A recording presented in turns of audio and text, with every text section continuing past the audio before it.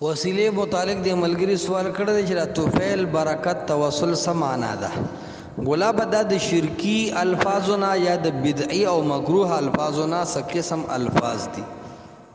صرف الله رب العالمین به وسیله کې چې الله ستانه ز سوال کو، یا به د الله اسماء حسنا او د الله صفات وسیله کې. قرآن کې الله فرمای ولله الاسماء الحسنى فادعوه بها ایما تدعو فله الاسماء الحسنى. الله چې هر طریقې سره بلینو په خسته خسته نومونه راو بله، په دې سره یا خپل عمل الله ته وسیله کې پیش کول دا هم جایز دي چې الله زماله د عمل په وجه د نیک عمل د وجنه د دې په خاطر د دې په وسیله د دې په برکت زما دا کارو کې دا جایز ده.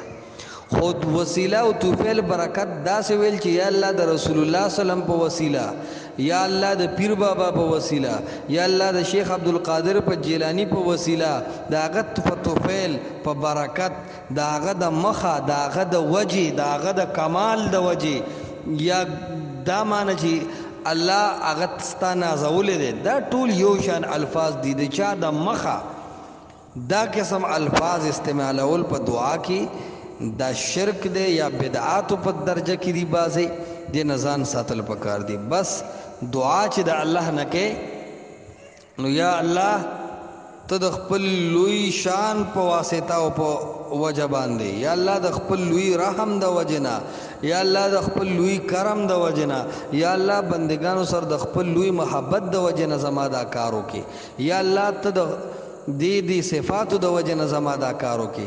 دا بالکل ټیک دی. یا الله دا دو رکعات منځ مې وکړو، الله د دې د برکت او توفیل او د دې د وجنا زما دا عمل قبول کې یا زما دا ضرورت پوره کې. دا بالکل ټیک دی. خو د نبی علیہ الصلوۃ والسلام ذات یا د یو نیک صالح ذات چې هغه وفات شوی وي هغه الله ته په وسیله کې پیش کول دا حرام دي، ناروا دي.